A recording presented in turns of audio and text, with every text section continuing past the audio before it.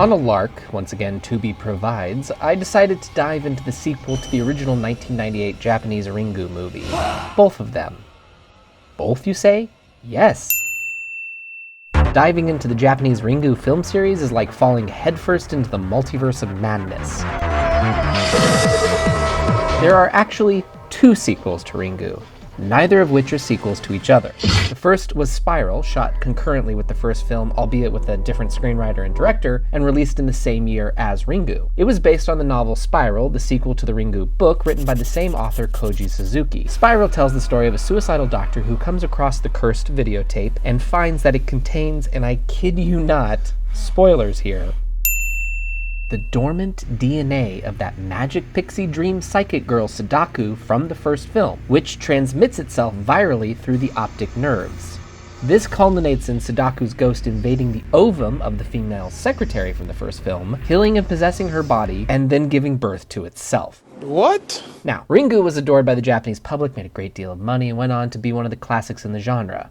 Spiral did not. As a devotee of the Friday the 13th films, I'm all for taking wild risks with the formula. Jason Voorhees embraced both intertextuality and metatextuality, slapstick comedy and pathos, psychics and space travel. Oh, and New York. Let's not forget New York. But here's the difference. Friday the 13th didn't do that all at once.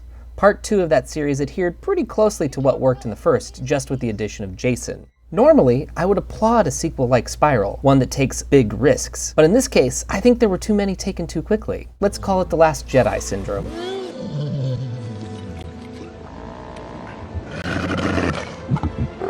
One would never associate the cornerstone of the J-horror revolution with a second installment that veered heavily into Michael Crichton techno-thriller territory, but here we are. Technically, that's not a wrong direction to take. One of the hallmarks of the J-horror aesthetic is the cognitive dissonance between traditionalism or spiritualism and the scientific advancements of the modern world. But Spiral does not handle these elements in a way that feels like a natural evolution from the first film, causing a severe case of whiplash. Again, kinda like The Last Jedi.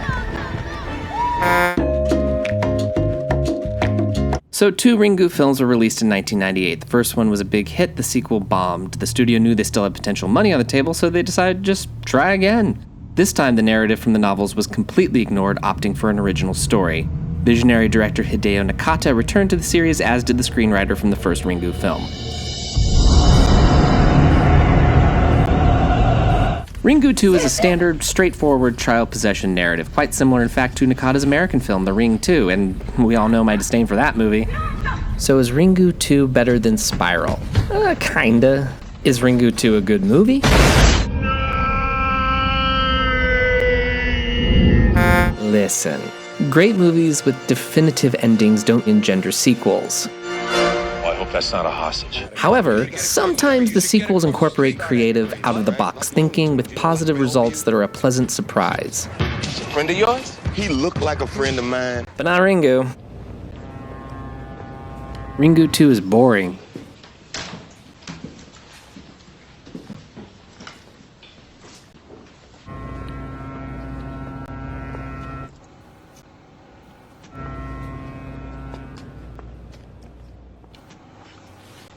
It's certainly more atmospheric than Spiral, but you still have to wade through an hour and 10 minutes of cinematic ambient before you finally arrive at the last third, which becomes genuinely arresting. But it's not enough to save the whole.